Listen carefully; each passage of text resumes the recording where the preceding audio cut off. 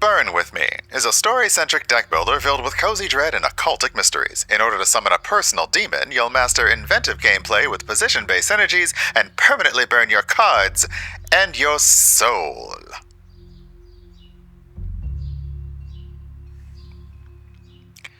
So yeah, does anybody want to summon a demon? You know, just for fun and profit? What is it, summoning demons for fun? So yeah, let's, oops, I forgot to change the game.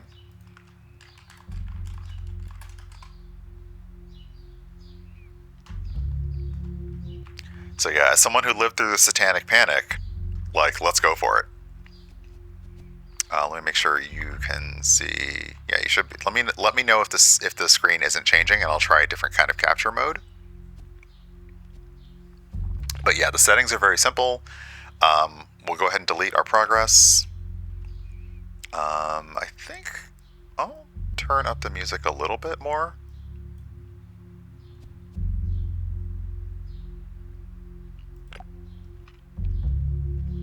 Let's give it a try.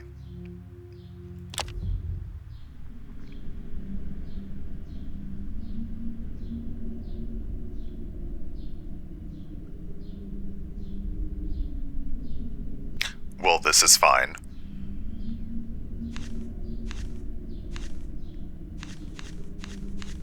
Yeah, this is fine.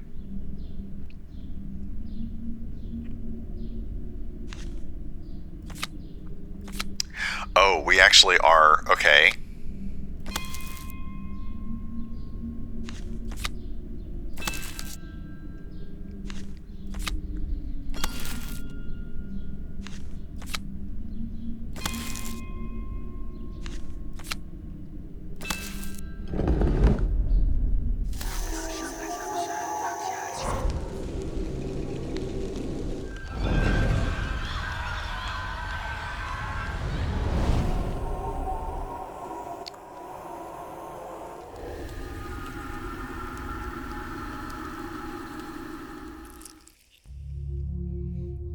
So I'm going to guess that it didn't go very well.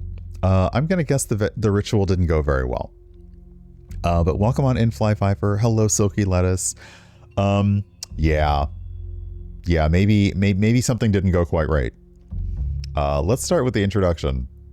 That was quite the welcome to the game. Things aren't good. I do like the style though. The little embers kind of flying up is nice. Introduction.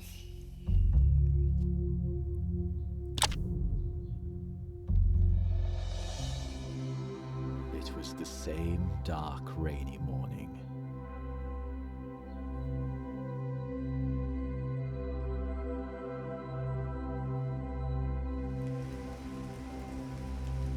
The towers of the arcane university were swallowed by low clouds.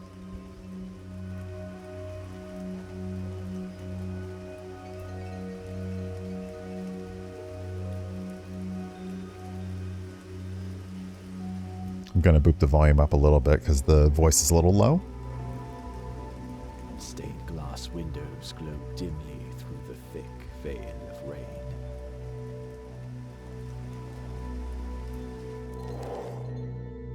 I had just finished another seminar on the essential but dull subject of energy balance and was ready to let my students leave a little early.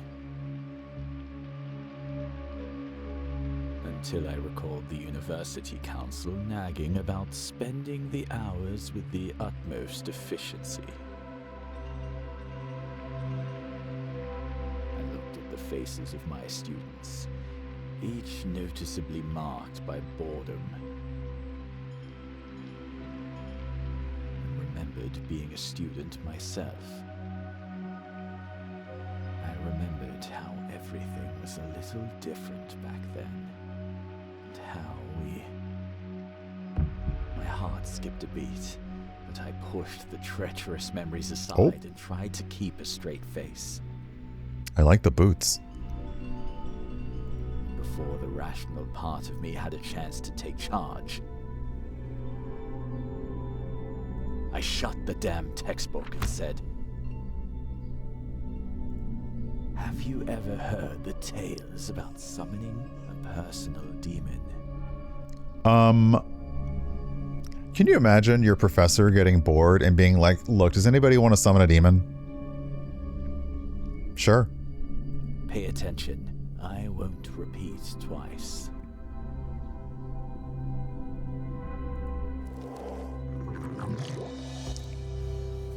Lesson 1, Ritual Basics.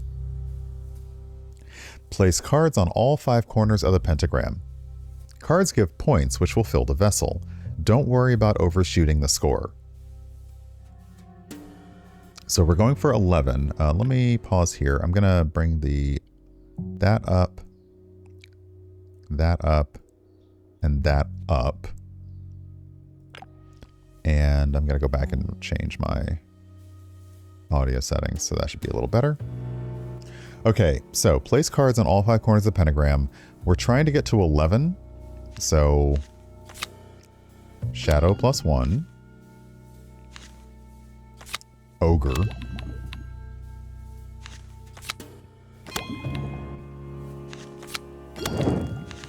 Oh.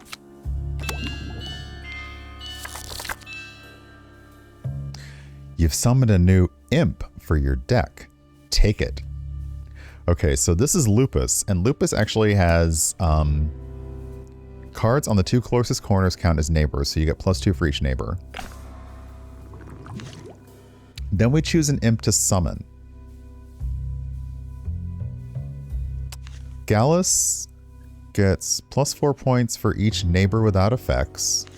Ursus gets +3 points if exactly one neighbor. Rana gets +5 points if there are no neighbors. I think we'll go with Gallus. Oh, we're actively trying to summon the card that we chose. Okay, so we chose an imp, and now we are actively trying to summon it.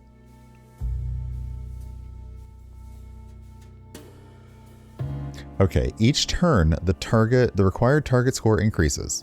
You must fill every corner of the pentagram. That was interesting because one of the cards we could have summoned got points if there were no neighbors, which doesn't make sense for the game, right? Okay, so we have to get a 13. So we'll start strong with the ogre.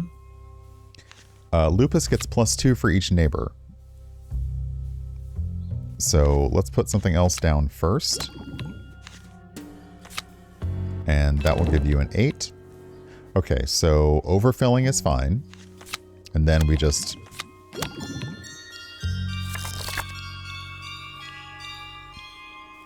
get our card.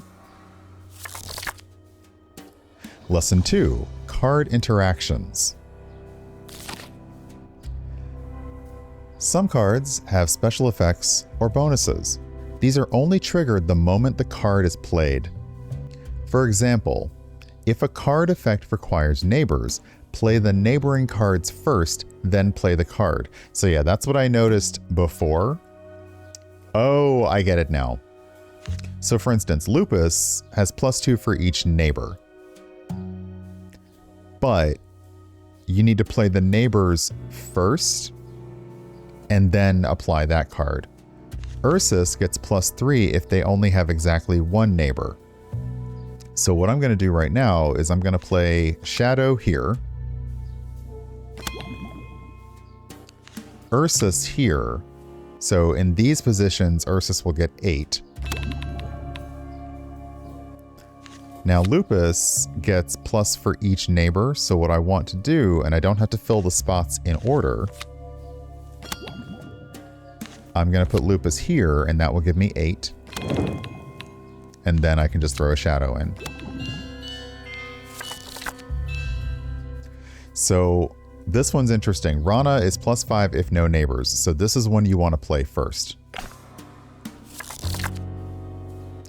Drawing and burning cards.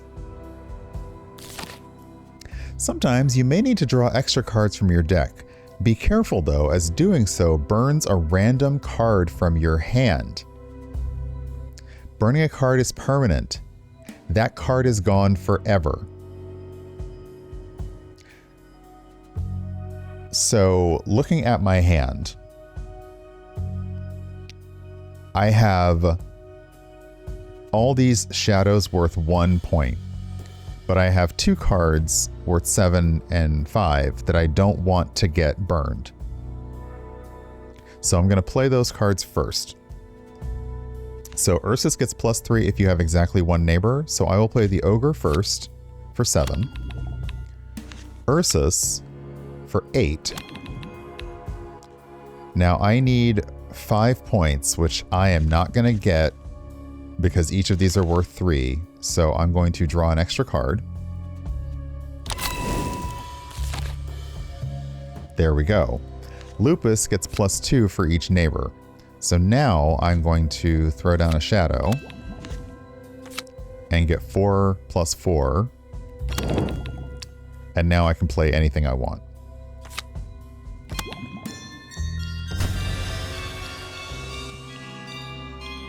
Well done. You're ready. For what?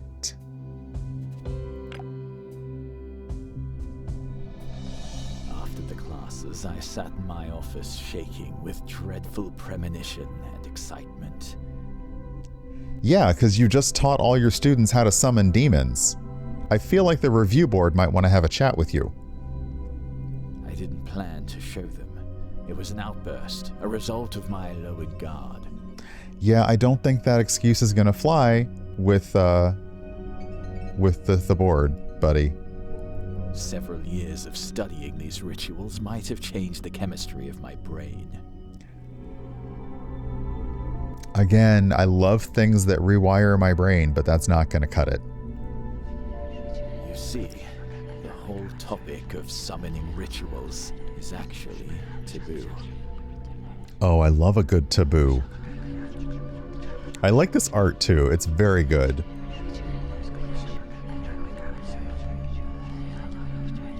It's mentioned only in the darkest fairy tales. Told in strangled whispers behind closed doors. And I stupidly cursed the whole class with this knowledge. Yeah, you kind of did. Yeah. But I could tell that at least one of my students wasn't even remotely afraid.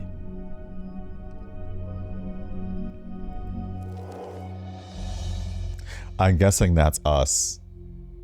Okay, so we'll try chapter 1. Oof. Okay, before we try chapter 1... Okay, I also like that we can go back and replay the intro. Before we try chapter 1, I am going to take a small break, and we'll continue with chapter 1 after this, because yeah, this is interesting. I like the way that this is portraying the game and how it's walking you through the story and the narrative, but I'll BRB. We are going to go and get started with chapter 1. So we had a professor who was tired of looking at his bored students and decided that he would reveal the ways of summoning demons to them in a fit of pique. And I believe we are the student that was taking notes.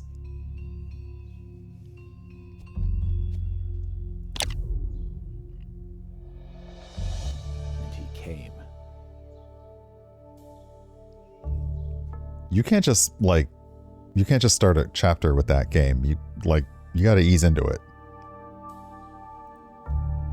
The first thing you notice about Alan is his deformed, demonic-looking arm. Hey, DC, welcome on in. With gleaming talons and sharp spikes on the forearm. Alan, that arm is pretty sick. I'm not gonna lie. That's pretty metal.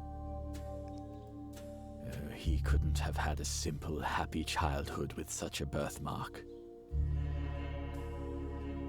The poor boy must have tried so hard to get rid of it. And there was no one to tell him that it was like trying to get rid of a suspiciously beating heart. When I let him in, he stopped on the doorstep and gave me a sidelong glance. as if trying to gauge whether I could be trusted. He was full of hope and fear of rejection. Well, if I don't mind dealing with demons, then I can surely bear his abnormality. Hey, don't like that line. You don't have to call it that. I know it's your whole culture and all, but stop it. I remember Alan's first ritual as clear as my own.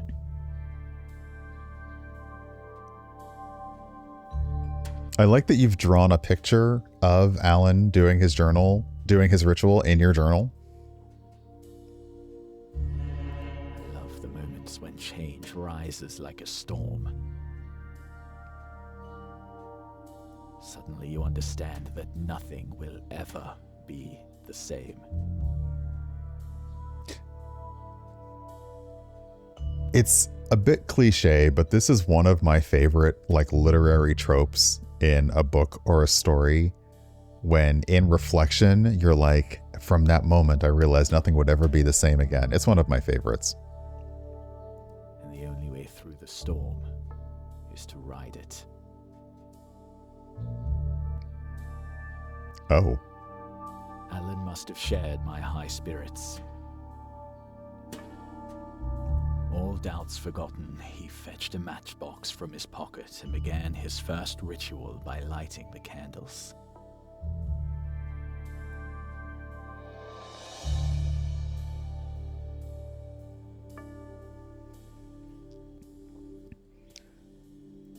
Oh, I see.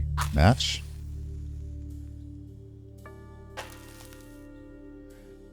I light this fire and trust my soul to the dark that waits for my desperate call.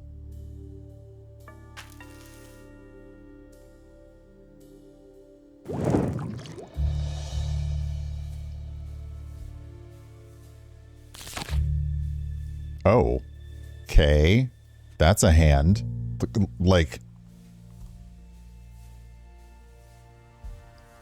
That's a hand.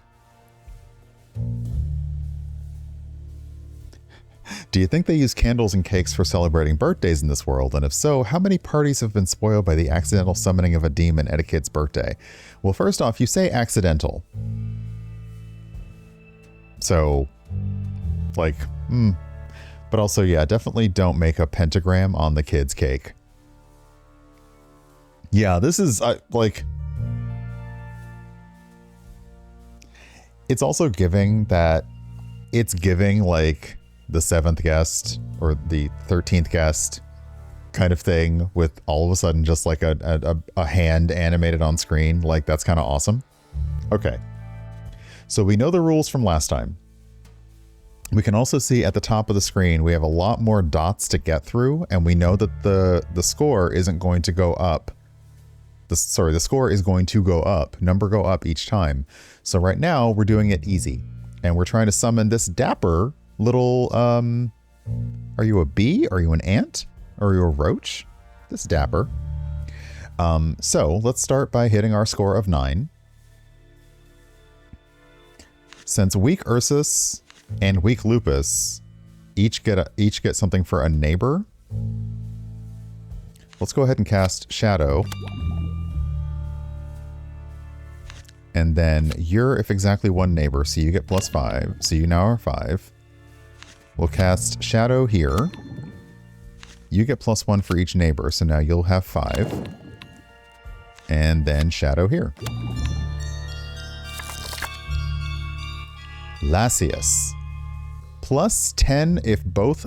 Oh, wow. Okay, this is also the hand. Oh, that's so good. +10 if both neighbors have odd base points.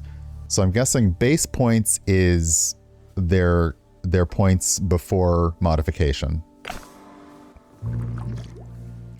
Okay, so now on the next round, we choose an imp to summon.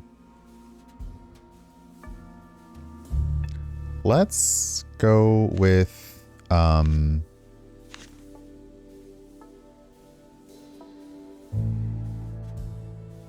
Rana. Okay. So Lassius gets plus 10 if both neighbors have odd base points. Hey, Fatal, welcome on in. So let's go with Shadow here. And Shadow here. You will get exactly one neighbor, so you'll get plus 5. You will go 4 plus 10 because both the shadows next to you each have a base point of 1, which is odd. And then we'll go ahead and just put weak lupus here to get plus 1 for each neighbor.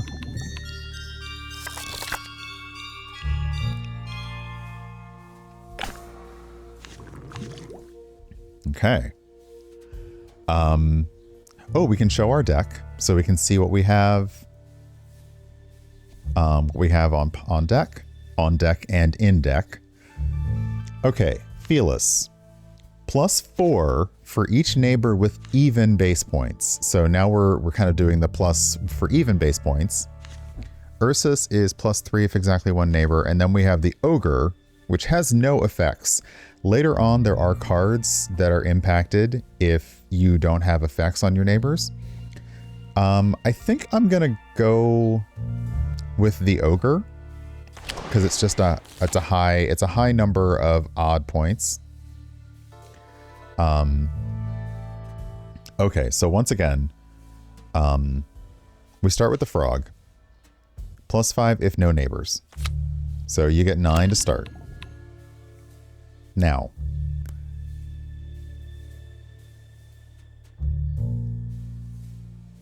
you get plus 2 if exactly one neighbor. So that'll put a 5 here. Let's put a shadow on the other side so that we can bring in Lastus to get 14 points. And then for extra, we'll bring in weak lupus, who gets plus 1 for each neighbor. So we get an ogre. Oh, Gatos. Fish with a chainsaw. Murris, ooh, draw one card. Which, draw one card for no cost is good, because normally you have to basically pay by burning a card to draw a card. So this is interesting. Gatos is math. Gatos gets you add the difference between your left and right neighbor's base points. Gatos is just a do math trap. Yeah, you're not wrong. Let's go with Murris. That's easier. It is Sunday morning. You want me to do math on a Sunday morning? I say the nay. All right. 21 points. So once again, we start out with the frog. Okay, so 9 points immediately.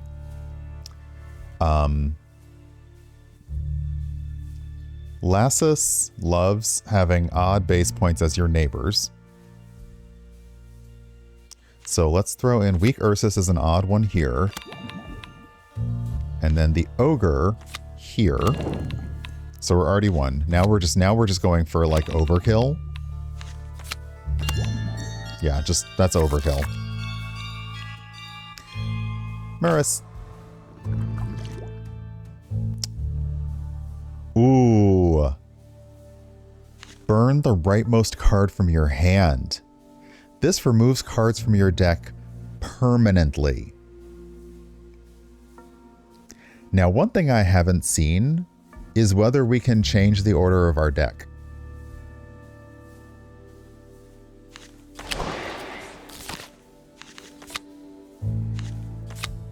We can't. Oh, okay, this is interesting. We cannot change the order of our deck. All right, 24 points. So we don't have Rana. We don't have the frog. So we don't get to do our initial opening with 9 points. So let's start with the ogre.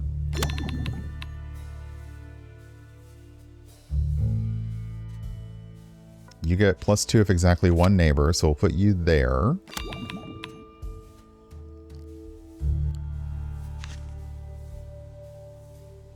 If both neighbors have odd base points, so we need to put you here. That gives me 27, and then that'll give me 5. I mean, I say I'm not a math guy, but I'm basically doing math as we are. Okay. All right, now we'll try the super math trap. I just love that it's a chainsaw.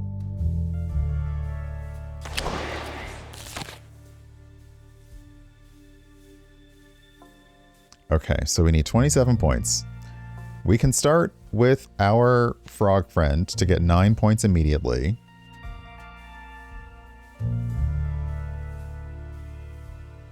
Yeah, let's do this. So we'll start with the 9 points. You get +2 if exactly one neighbor, so that'll give us 5 points, so that's 14. The ogre on the other side will give us 21 points. Lasius in the middle will give us an additional 14 points, so that's 35, so we're done. And then you get additional points for every neighbor.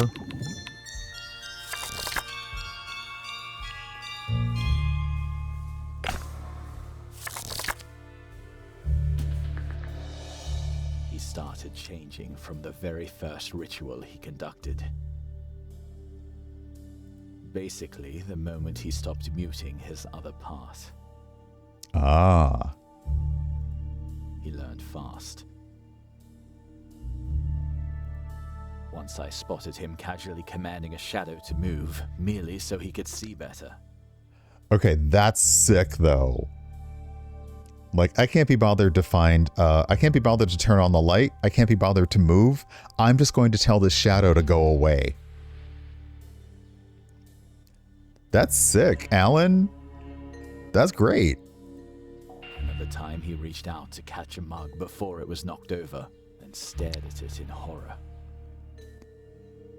Sometimes you gotta embrace your differences. Embrace what makes you unique. Also, again, happy pre-Pride Month. Everybody knows.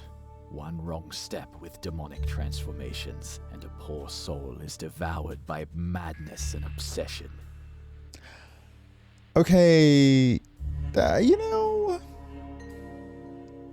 know, I think you might be reading into this a little bit much. It's just a little light demon summoning. Okay, maybe chill.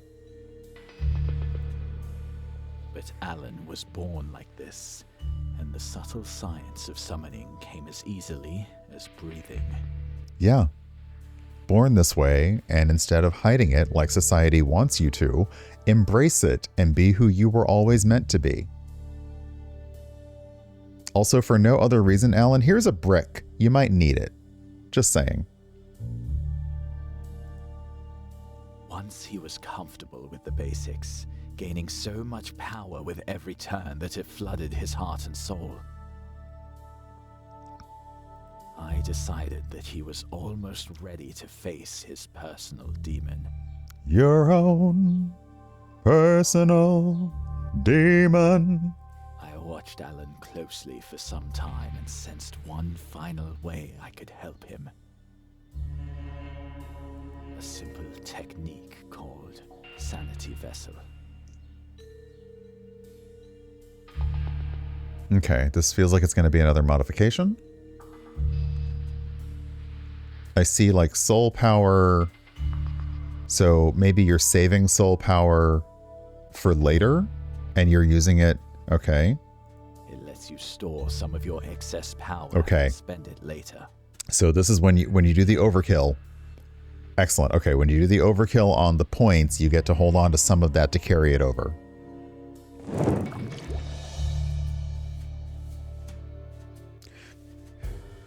Yeah, Alan's getting tentacles now. That's okay.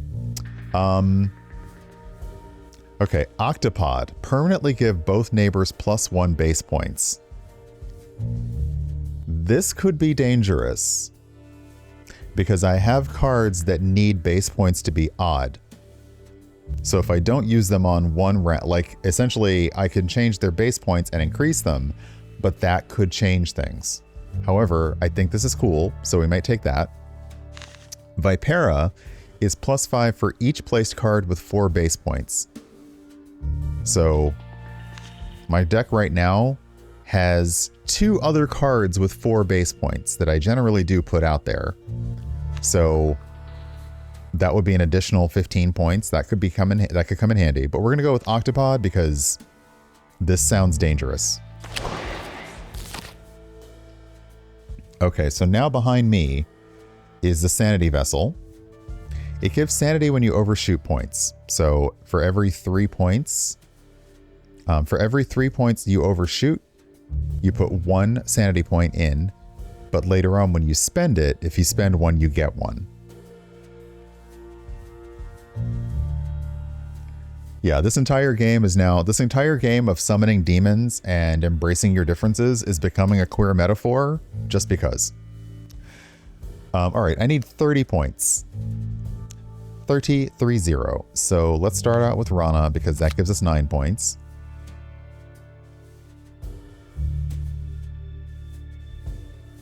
Actually, hold on a second. Gatos gives you the difference between the left and the right neighbor's base points. So if I put Rana here and Ogre here, Gatos here will get 5 plus 3, so that's 8. Murris lets us draw a card, which you don't really need to.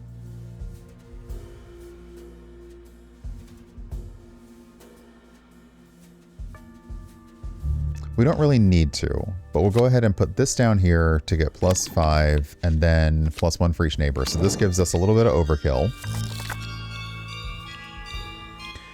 We have 34 points. We needed 30, so 3 of those points should turn into 1 point in our Sanity Vessel. Hey, Fawn, welcome on in. And we collect Octopod.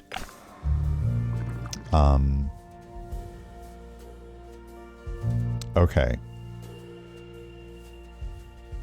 I am going to bring in another... Yeah, I'm going to do this. Okay. So yeah, very cute horrors. And it is a deck builder where you are summoning demons and you are using your cards and the card placement to do so. So it's less of a deck builder where you're using cards to fight things, but you're using cards to get points and the position of them matters. And if you burn cards, you burn them forever. So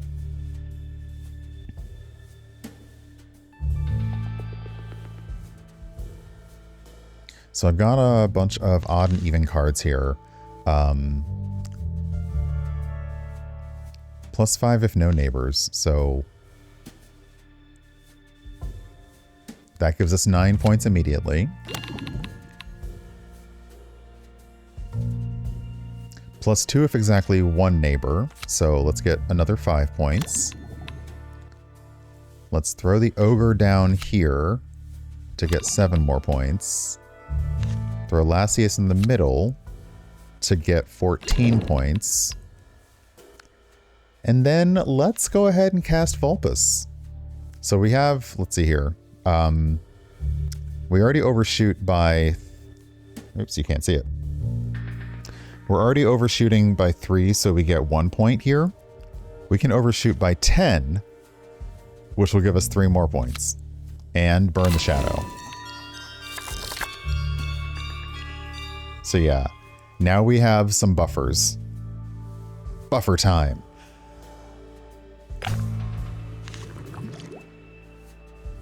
Okay. We're just gonna go with another ogre, cause points.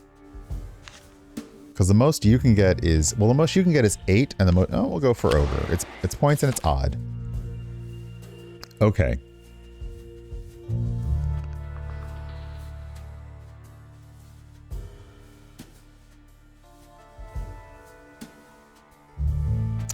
We need to get 34 points. We have our octopod, so we can start increasing the points of cards. But we want to be careful how we do this. We want to be careful how we do this because Lasius only likes points if your neighbors have odd base points. So the question is do we find cards that have even points and start bringing them up? Or do we ignore Lasius's big basically, big boom ability for now and start increasing points of other cards just to give us more points, period? I feel like I'm going to try doing this without Lasius's help for now. Because Murus gives us a free card draw. So let's think here. Okay. The only rule about the neighbors is if a card uses neighbors to give a buff, the neighbors need to be on the field first. So we can start with the ogre.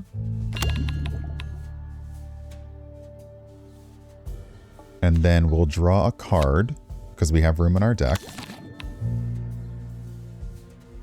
Okay, we can no longer use Rana because Rana will have neighbors no matter what, so we can see. And I like that you can see the amount of the card first. Let's go ahead and give each of these an additional point.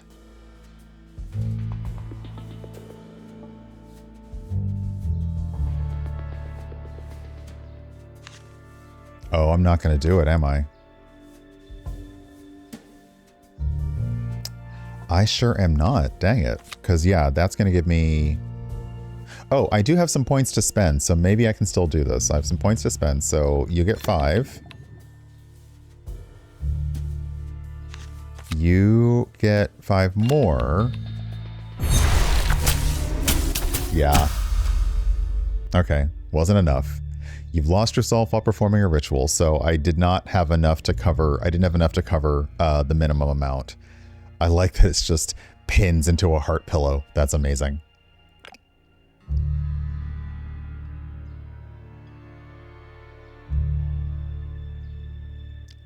One for darkness, 2 for pain, 3 for being born again, 4 for passion, 5 for lust. You won't hide in death from us.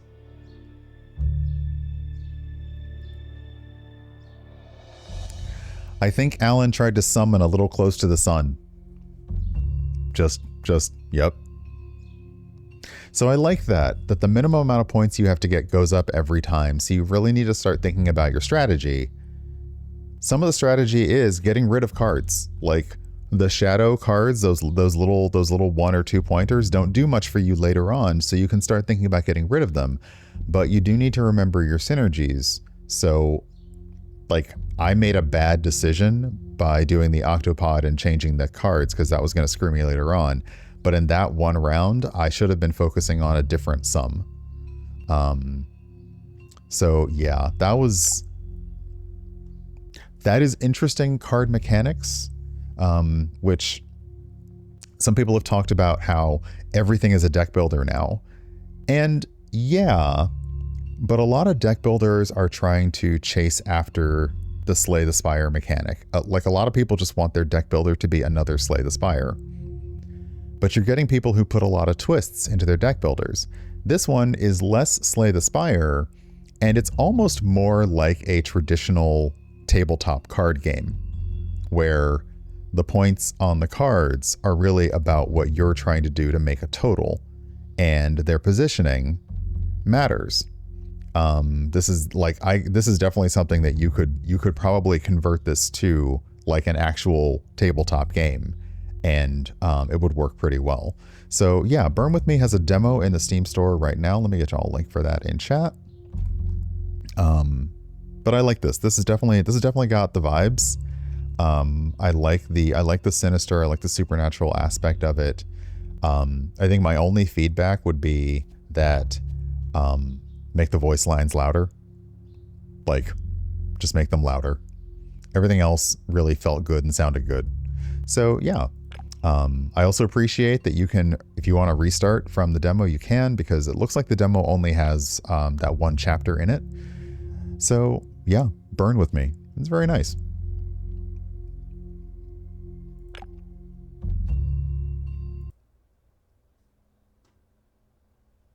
So yeah, that is my feedback, is louder. Give us more. We want to hear more from you. Give us more. Hey, thanks for joining me, and thanks for watching. If you want to see more of what's coming up, feel free to subscribe to the channel. And if you want to check out more videos, there will be gaming videos coming, well, honestly, as soon as I stream them and get them online. So it's been great. Thanks for spending time with me. Hope to see you again soon, and yeah, take care.